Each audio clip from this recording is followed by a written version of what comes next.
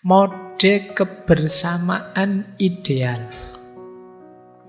Kalau tadi kan jenis kedekatan, kalau ini jenis kebersamaan, tapi yang positif. Cirinya 3 kebersamaan ideal itu. Yang pertama, husnul mu'asyarah. Ini saya pakai bahasa Arab. Yang kedua, husnul mu'amalah. Yang ketiga, husnul musyarakah. Husnul mu'asyarah itu artinya pergaulannya baik. Husnul mu'amalah itu timbal balik interaksi dialektikanya baik. Husnul musyarakah itu kerjasamanya baik. Ini hubungan apa saja, perlu 3 kualifikasi ini. Kalau ada salah satu yang hilang, hubungan ini mudah tergoncang. Kebersamaan ideal yang pertama, cirinya husnul mu'asyarah. Pergaulannya harus baik. Syaratnya pergaulan baik itu akhlak dan adabnya harus terpenuhi. Buahnya cinta. Pergaulan yang baik itu lama-lama akan membuahkan cinta. Ancamannya cuek dan niradab. Begitu orang melupakan adab dan akhlak atau cuek dengan yang lain, pergaulan pasti tidak baik-baik saja. Mesti ada masalah. Dan kalau tidak ada akhlak dan adab, pergaulan jadi tidak baik. Cirinya pergaulan yang tidak baik apa? Penuh prasangka dan kebencian. Jadi ini rumus-rumusnya ya. Untuk bergaul dengan baik kita butuh akhlak dan adab. Kalau kita bisa memenuhi akhlak dan adab, pergaulan yang baik itu akan membuahkan cinta. Yang mengancam pergaulan yang baik yaitu cuek atau abai dan niradab.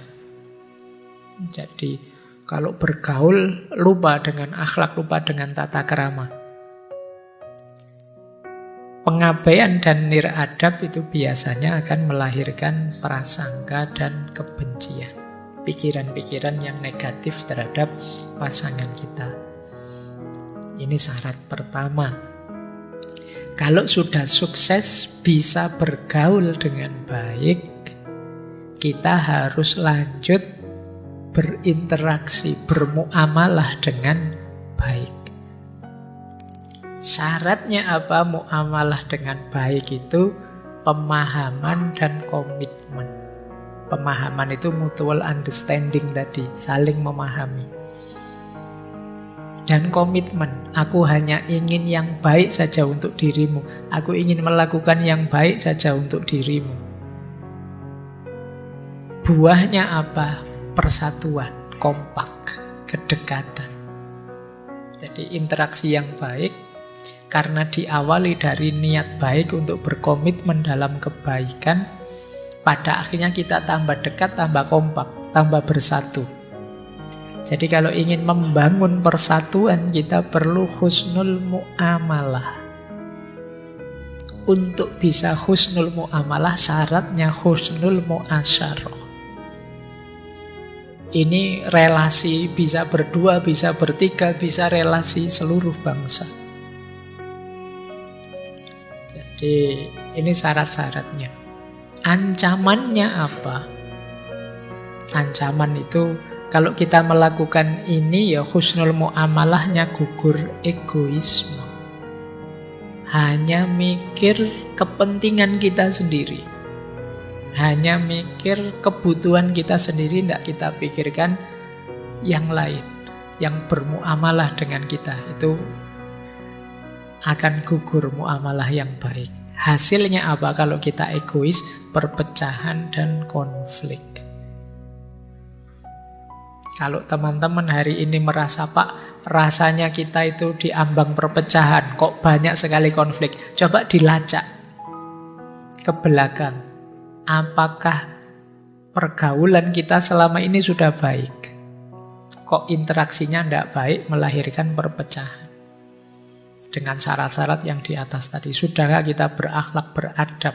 Sudahkah kita saling memahami dan berkomitmen untuk melakukan kebaikan? Kalau interaksi kita sudah baik, baru kita bisa melakukan yang ketiga, husnul musyarakah, kerjasama yang baik. Kalau sudah bersatu, kompak, baru bisa produktif. Kalau tidak kompak, jangan berharap bisa produktif. Karena yang terjadi mesti konflik, tabrakan kepentingan, perpecahan. Nah, kalau sudah husnul muamalah yang buahnya persatuan, kita akan bisa husnul musyarakah. Syaratnya apa husnul musyarakah ini untuk bisa kerjasama yang baik? Syaratnya jujur dan bisa dipercaya. Jadi, kalau tidak jujur, tidak mungkin kita bisa bekerja sama dengan baik. Kalau tidak bisa dipercaya, tidak mungkin kita bisa kerjasama dengan baik. Kalau kita bisa kerjasama yang baik, buahnya apa? Kekuatan. Kita tambah hebat, tambah dahsyat. Disinilah rahasia ikhtilafu ummati rahmah. Kita yang beda-beda itu kalau kompak bersatu terus kerjasama, jadi luar biasa. Jadi kuat kita. Ancamannya apa? Kebalikannya. Kalau tadi perlu kejujuran, berarti kalau terjadi kecurangan, maka kerjasama akan bubar.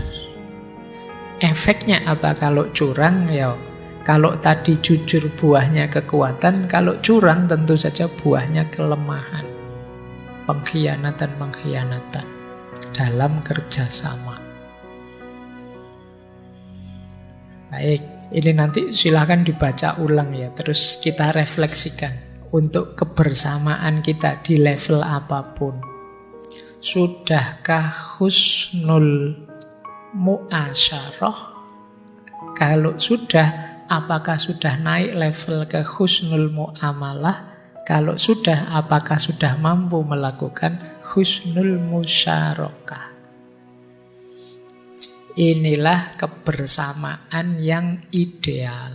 Di level apapun, kalau teman-teman punya organisasi, punya lembaga, itu perhatikan unsur ini. Kalau tidak, ya berat, melanggengkan kebersamaan. Sementara kita sebagai manusia perlu kebersamaan itu. Oke, kita lanjutkan. Kalau ini kebalikannya. Kebersamaan yang merusak. Ya, saya pakai istilah toksik ya. Teman-teman kan familiar dengan istilah toksik itu hari ini. Punya teman yang toksik, punya sahabat yang toksik, punya pasangan yang toksik. Seperti apa sih kebersamaan yang toksik itu? Ini saya merangkum dari mana-mana, ketemunya ternyata banyak. Cirinya kebersamaan yang toksik. Berarti apa? Kok ada kebersamaan yang seperti ini, hindari. Inilah saatnya kita uzlah. Kenapa? Karena kebersamaan di circle kita ternyata merusak. Apa saja kebersamaan yang merusak itu? Yang pertama, kebersamaan yang egois, tidak saling mendukung, a lack of support. Jadi kebersamaan itu hanya jadi jembatan untuk kepentingan sendiri. Nah, itu toksik berarti. Tidak ada nilainya kebersamaan. Tidak ada yang mendukung kita untuk jadi lebih baik dari kebersamaan itu. Yang kedua, rivalry, kebersamaan yang membuat kita capek karena isinya saingan terus, saling iri. Kamu nilainya berapa? Saya dapat B. Mending aku B+. Dan kamu dikejar-kejar gitu terus. Tiap ketemu dia yang ditanya itu. Sudah punya pacar? Belum. Mending aku sudah dapat. Anaknya berapa? Belum dapat. Saya sudah 1. Padahal nikahnya duluan kamu loh ya. Kamu dikejar-kejar terus. Rivalry. Ini hati-hati kalau punya teman, punya sahabat seperti ini. Minggir wae daripada kamu capek. Dikejar-kejar terus. Hidup ini kayak lomba lari terus. Kamu sampai mana? Aku loh sampai di sini itu kan. Biasanya orang ngomong gitu kan mau nyombongi kamu. Menghindarlah. Ini yang jenis toksik ya. Jadi kamu yang bisa ngukur nanti apakah ini membahayakan hidupku. Karena nanti ada yang ngajak rival, ngajak ini tapi positif. Yuk kita tambah baik, yuk ayolah kamu niru aku gitu loh. Aku sudah sekarang tiap hari sudah bisa ngaji 1 juz misalnya kayak gini. Tidak apa-apa, ngajak perlombaan yang baik, bukan perlombaan yang merusak. Alah, kamu kalau naik motor kecepatannya berapa?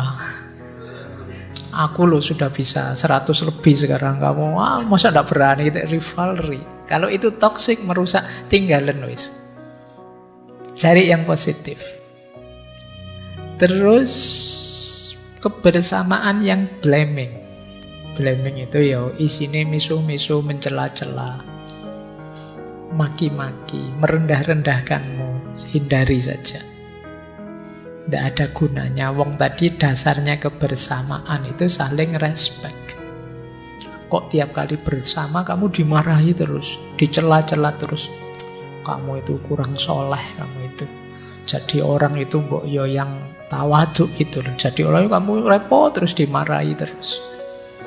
Jadi kamu pengen jadi orang baik malah nggak jadi. Karena digituin terus. Nah kalau sampai level itu tinggalin.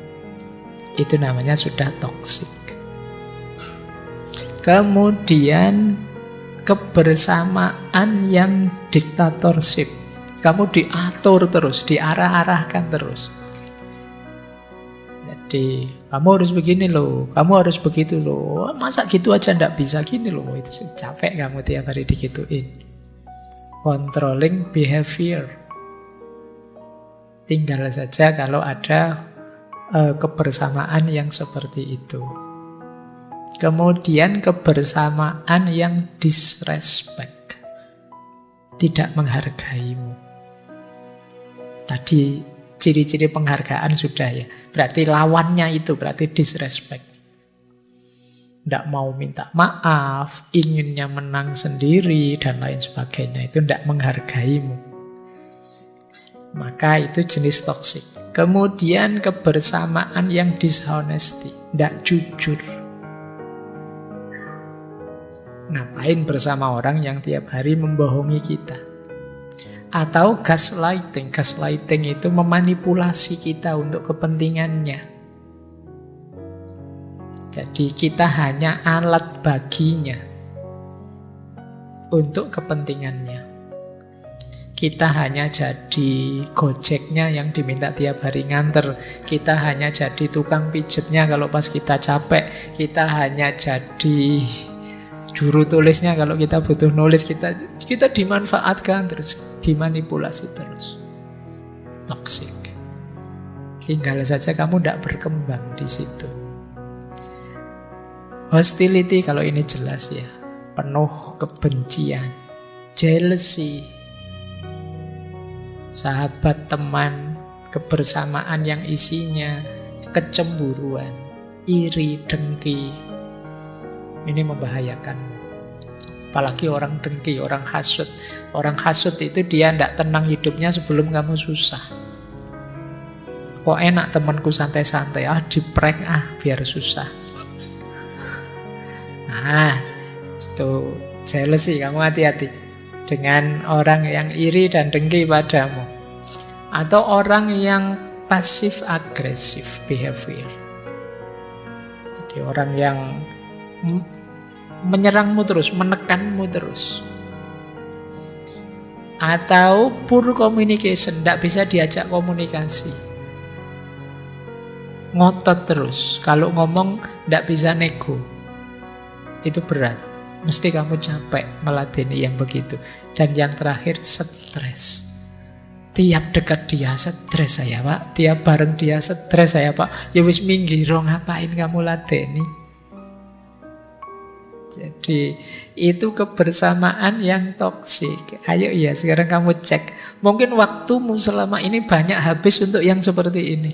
Meladeni ini. Eman-eman. Cari kebersamaan ideal tadi. Hindari kebersamaan yang toksik ini. Akan sangat berat buat hidup. Jadi kalau ketemu Pak, circle saya kayak gitu semua, yus uzlah wae. Kalau diajak kemana-mana sama teman, ayo nongkrong, aku lagi uzlah. Sudah. Baik, kita lanjutkan.